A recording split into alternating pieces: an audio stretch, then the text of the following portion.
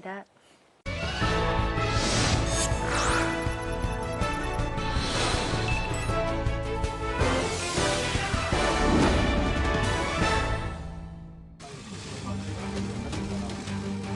개혁은 이제 시대적 요구가 되었습니다.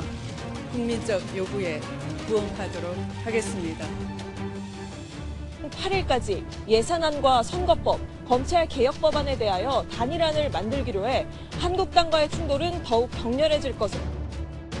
당 혁신의 동력이 될 사람들만 아쉽게 자꾸 나가고 정작 불출마할 사람들은 요지부동이라고 말입니다.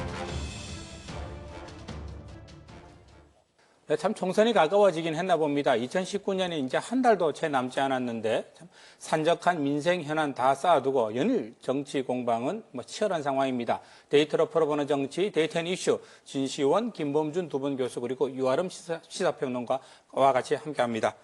이게 조국 장관이 사퇴한 지 52일째입니다. 이거 손수레 치면서 아이고 나는 안 할래 이거 도망가는 여러 후보군들이 있었는데 장고를 거듭한 끝에 나온 카드가 지금 추미애 전 민주당 대표입니다. 윤석열과의 호흡이 어떨 것 같으냐라고 기자들이 물었더니 개인적인 문제는 중요한 것 같지 않다라고 아주 강단 있게 일단 강공 아니냐 이거 어떻게 보십니까?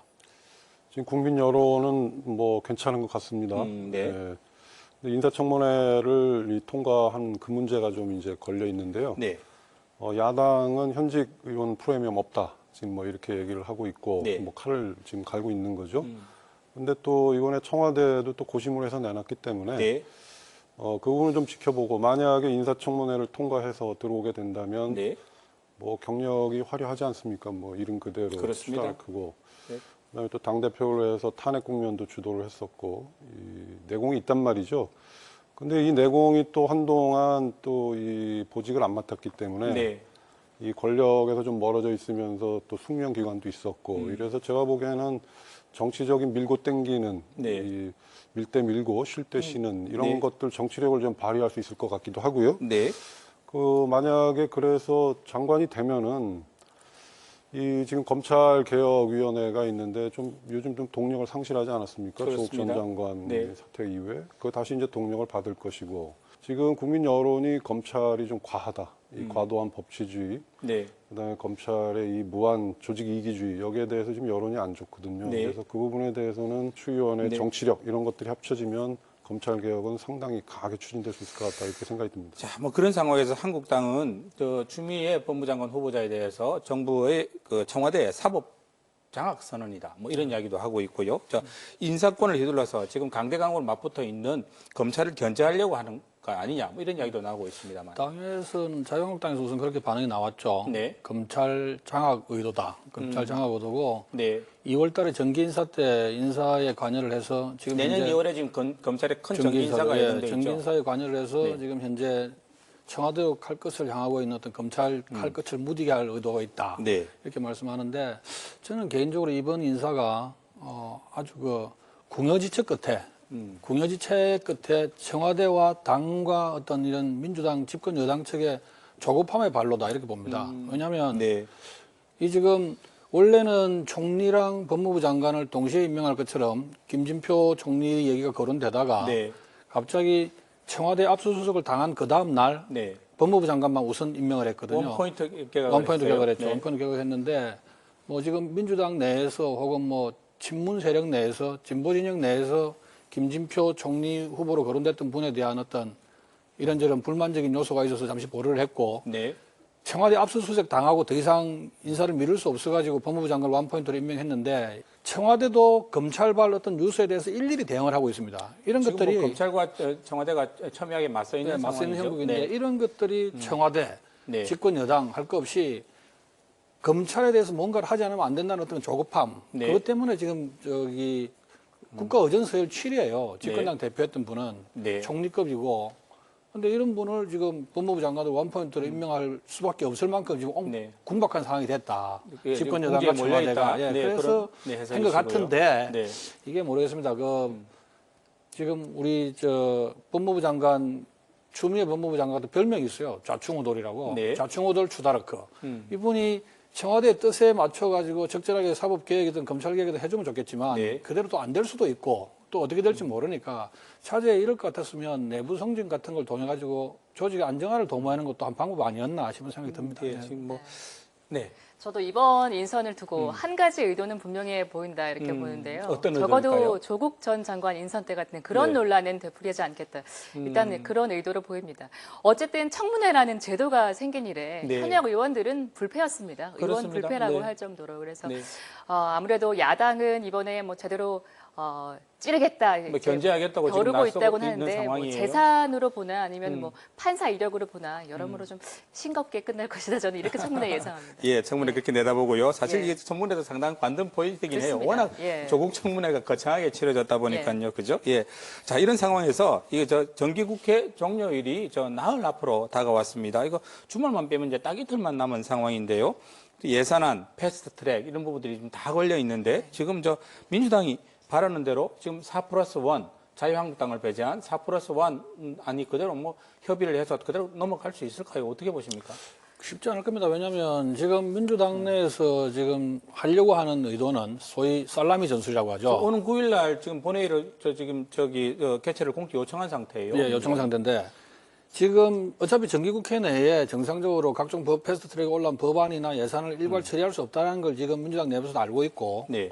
지금 자기들이 밖으로 지금 드러내고 있는 의도는 네. 소위 살라미 전술이라고 해가지고 정기국회 회기 내에는 예산을 우선 처리하고 네. 예산 처리하고 난 다음에 패스트트랙에 올라 있는 법은 순차적으로 네. 임시국회를 정기국회 끝나고 난 다음에 열어가지고 계속 한 건 열어서? 한 건 네. 이렇게 처리하겠다 지금 그 얘기인데 그렇게 처리하기 위해서 4+1 협의체를 만들었고 네. 뭐 한국당이 여기에 응해주지 않으면 강행해서 밀어붙여서라도 처리하겠다라는 의지를 표시하고 있는 거 아닙니까? 네. 근데 이게 저는 이 얘기 듣고 어떤 생각이 들었냐면 법안 같은 경우는 모르겠어요. 그렇게 할 수 있겠지만 한 번도 예산 같은 경우에 네. 예결 소위를 거치고 예결위를 거치고 이런 정상적인 절차를 통하지 않고 예산을 실했던 사례가 없었는데 지금 유례 없는 일이 워낙 예, 많이 이게- 벌어지고 있으니까요. 우리 국회에서. 그렇죠. 그렇긴 아닐까요? 그렇긴 하지만 네. 예산을 그렇게 처리한다는 건 상식적으로 맞지 않는 것 같아요. 그렇게 돼서도 안 되겠지만 그렇게 되기도 알겠습니다. 만무하고 둘이 지금 여론을 좀 봐가면서 또 합의로 내몰리고 있는 그런 상황도 있습니다. 네. 한쪽에서는 4+1 체제를 가동해서 지금도 공직선거법이라든지 이런 네. 거, 그다음에 공수처법 이런 거 지금 조정을 하고 있거든요. 4+1을 원대로 그렇죠. 가면서 논의를 돌리면서, 계속하고 네. 그리고 한국당과의 그렇죠. 협상은 협상대로 계속 그렇죠. 할 가능성이 협상도 이제 높다. 계속 촉구를 하는 네. 그런 아하. 투트랙 전략으로 지금 예. 가고 있는 것 같습니다. 끝까지 버티면 여론도 결국은 한국당 입장에서는 부담이겠죠. 맞습니다. 상당한 부담을 이미 느낄 수밖에 없을 것 같은데요. 네. 실제로 한 조사에서 20대 국회가 정말 아무것도 한 게 없다는 국민적인 비판이 지금 나오고 네. 있기 때문입니다. 여론조사 나왔군요, 네, 결과가. 국민 10명 가운데 8명은 20대 네. 국회의 의정 활동을 잘못했다고 답했습니다. 아하. 점수화를 해보면요. 100점 만점에 18.6점에 불과해서 낙제도 저런 낙제가 없습니다. 그렇습니다. 낙제 중에 낙제다 이렇게 이야기를 네. 할 수 있는데요. 하지만 한국당과 민주당은 서로 상대방의 탓만 하고 있는데요. 아무래도 패스트트랙 법안 처리를 두고 네. 여야가 극한 대치를 하고 있는 모습이 국민들의 시선에 좀 안 좋게 보이고 있다 네. 이렇게 뭐 분석을 할 수가 그것뿐만이겠습니까? 있겠습니다. 예. 네. 네, 계속해서 대통령과 정당 지지율도 보시겠습니다. 네. 먼저 대통령 지지율을 보면요. 전국에서 긍정이 미세하게 부정평가를 앞서는 결과가 나왔습니다. 물론 뒤집어졌군요. 예, 네. 물론 오차범위 내이긴 그렇네요. 합니다만 네. 4개월 만에 골든 크로스 현상이 나타나고 있는 겁니다. 네. 부산 경남의 경우를 봐도 긍정과 부정평가의 차이가 5%포인트로 좁혀졌습니다. 정당 지지율을 보면 네. 대통령 지지율과 마찬가지로 민주당은 조금 올랐고요. 한국당은 조금 떨어졌습니다. 또 네. 부산 경남으로 보면 이런 민주당과 한국당의 오르고 내림차가 더 확연하게 드러나고요. 부산 경남은 지금 거의 차이가 안 납니다. 상당히 좁혀졌습니다. 네. 두 당의 차이가 0.6%포인트로 좁혀졌습니다. 예. 뭐 지금까지 결과 나온 건 조국 사태 수습 후 어떤 여론의 추이인 것 네. 같고 네. 지금 지난주부터 계속해서 이제 뭐 두 가지 사건이 국정농단 네. 사건으로 비화될 수 있는 사건들이 계속 지금 확산되고 있는 추세이기 때문에 네. 또 뒤집어질 가능성이 사실은 뭐 악재를 덮는 그런 것 상황이 같습니다. 계속 예, 반복되고 있는데 어느 악재가 더 크냐? 여당의 악재가 더 크냐? 야당의 악재가 더 크냐? 뭐 이런 상황이 계속되고 있는 건 분명해 보입니다. 이렇게 상황이 달라진 거 가장 큰 이유 어떤 이유가 있다고 보실까요? 볼 수 제가 있을까요? 보기에는 한국당의 볼모로 잡았던 민식이법 이게 가장 큰 것 같습니다. 네. 나경원 의원이 그것 때문에 또 원내대표에서 또 물러나게 된 감도 있고요. 네.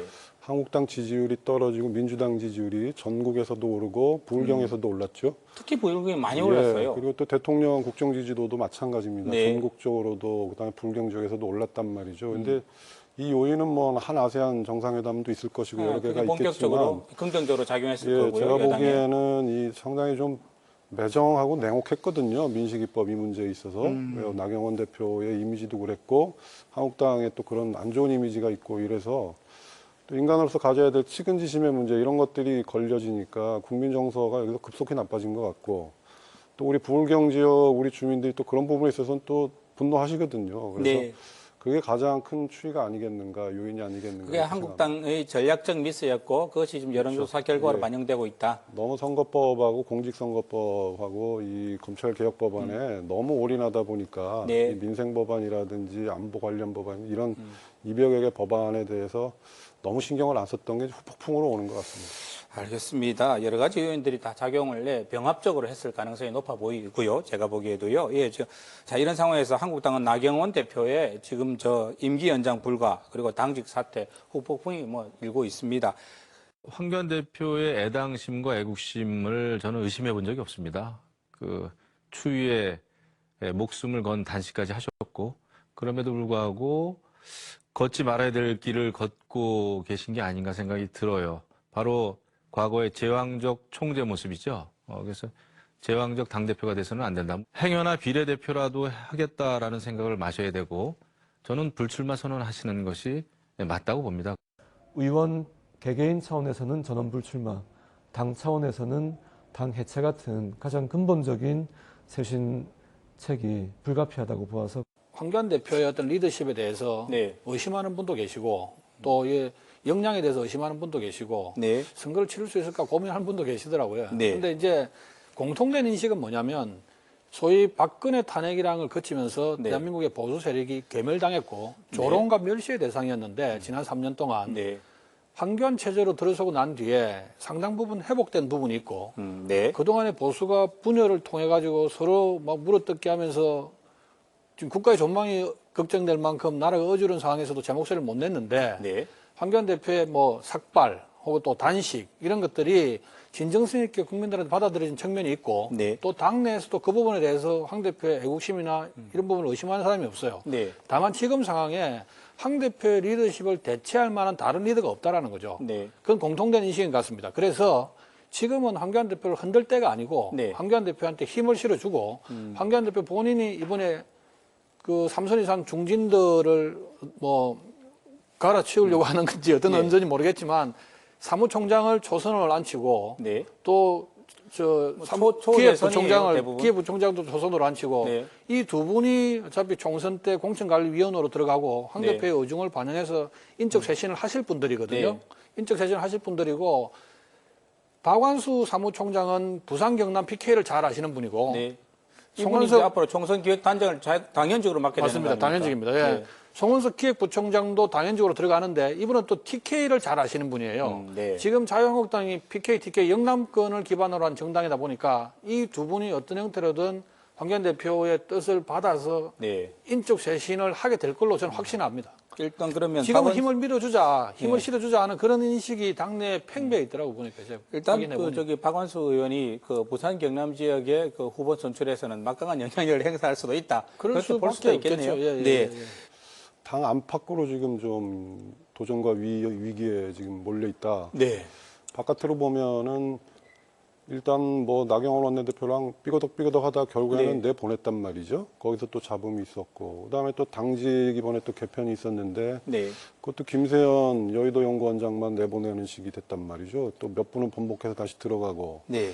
그다음에 또 이 차기 대선 선호도 조사에서 계속 이낙연 총리한테 계속 밀리고 있거든요. 점점 차이가 좀 벌어지는 양상이에요. 20%대를 못 벗어나고 갇혀 있거든요. 네. 이런 건 뭐냐면은 이 황 대표의 강경일변도 투쟁에 대해서 국민들이 상당히 원화하고 점잖고 말도 가려서 하는 이낙연 총리를 더 후한 점수를 주고 네. 있는 거거든요. 그래서 이런 부분으로 내외적적으로 좀 문제의 도전 직면에 있는 것 같고, 그다음에 또 계속해서 김세연, 그다음에 네. 김우영 이 의원들 지금 계속해서 발언하고 있지 않습니까? 네. 이 어찌 보면 제왕적 총재다, 당대표다 이런 식의 얘기까지 하고 있는데 결국에는 좀 더 합리적이고 개혁적이고 대안적인 보수의 모습을 보여야 된다. 네. 강경 일본들은 벗어나서 그래야지만이 제대로 된 리더십을 확보할 수 있다. 이 네. 얘기를 또 드리고 싶습니다. 결국은 한국당 내부에서 뭔가 바뀌어야 되겠지요. 예, 그게 무엇보다도 보수 입장에서는 중요할 텐데 PK 중진들은 뭐 버티기 모드로 가는 건가요? 어떻게 보십니까? 초선 국회의원이 당의 사무총장이 되고 또 초선 네. 국회의원이 당의 선거 전략을 수립하는 기획부총장이 되고 네. 지금 황교안 대표 입장에서는 국회의원 한 사람, 두 사람 뺐지 한두 개 넣는 게 크게 의미는 없을 거예요. 네. 왜냐하면 이거 내년 국회의원 총선에 치게 되면 그다음 본인은 어쨌든 대선을 생각하고 있을 건데 그 대선을 기약할 수 없는 상황이 오기 때문에 국회의원 뺐지 좀 쉽게 얘기해서 국회의원 뺐지 한두 개가 늘고 주는 건 본인한테 아무 상관이 없는 거예요. 그러면- 어떻게든 총선 전체를 네. 전략을 잘 짜서 이겨야 되는 거고 네. 당의 입장도 똑같습니다. 당의 입장도 국회의원 개개인의 어떤 처해 있는 상황을 배려해 줄 수 있을 만큼 자유한국당이 녹록한 상황이 아닙니다.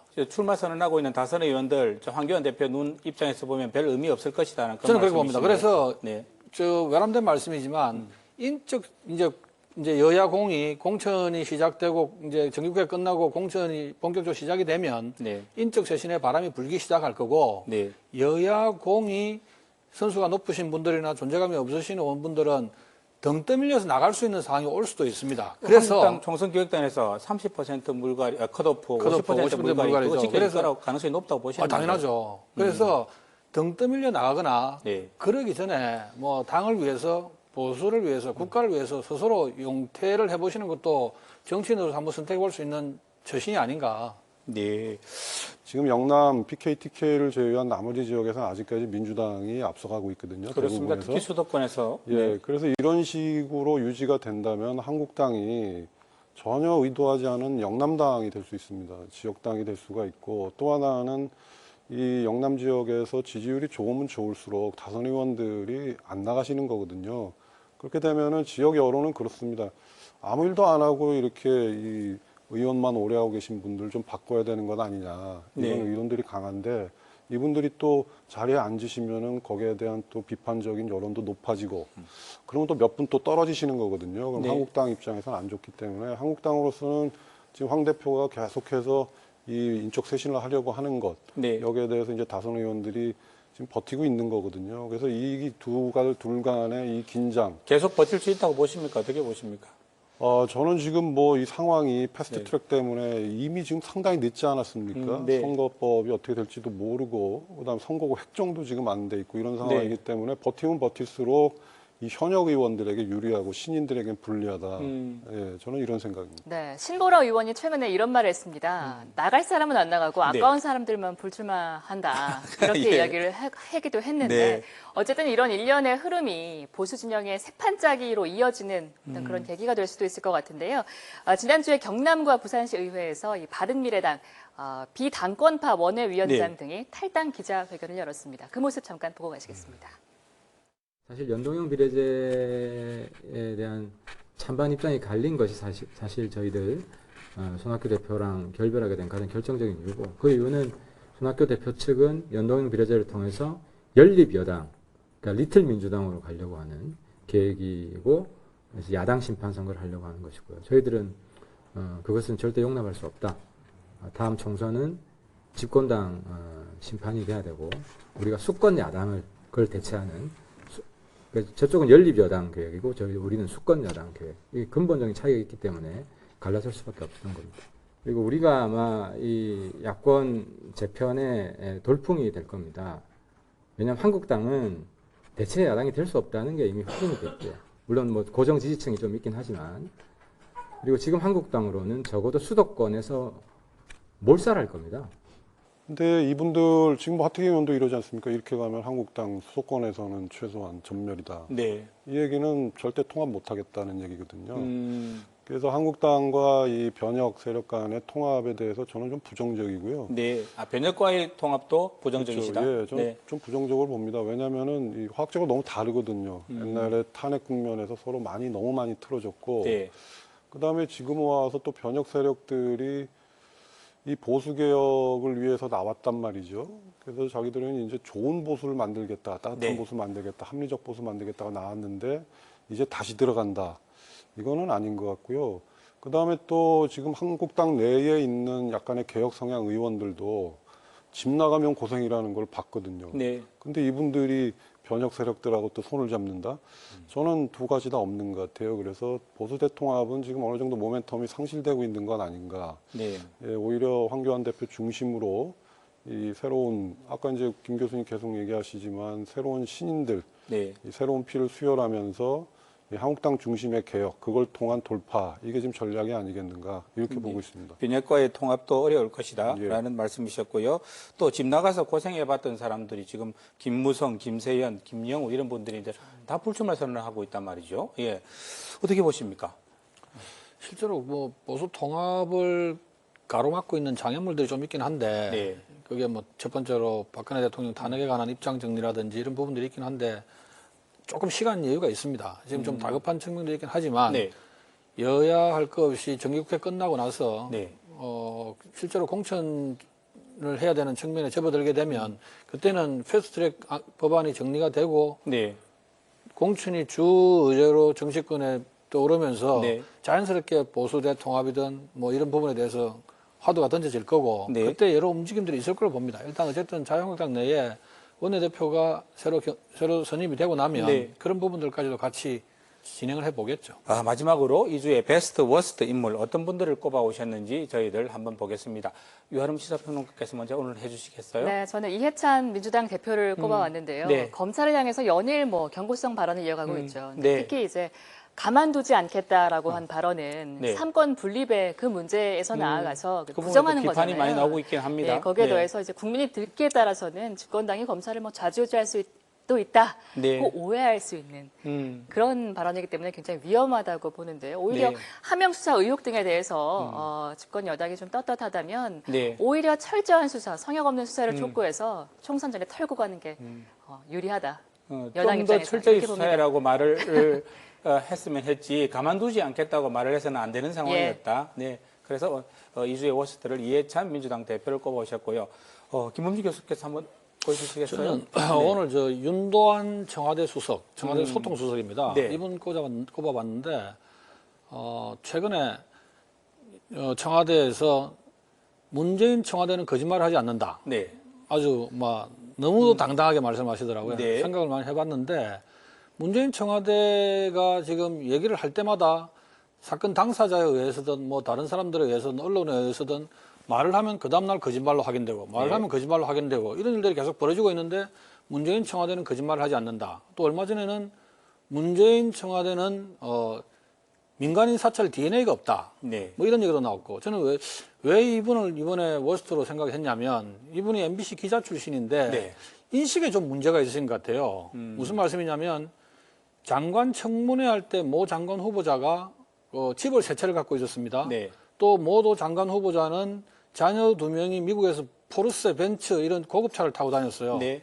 근데 그게 언론에서 문제 제기가 되니까 이분 말씀이 아니 그게 뭐가 문제가 되느냐. 근데 제가 느낀 게 이분은 기본적으로 우리 편이 하면 뭐든지 괜찮고 우리 편이 하면 항상 정이고 우리 편이 하는 말은 항상 옳은 말이고 네.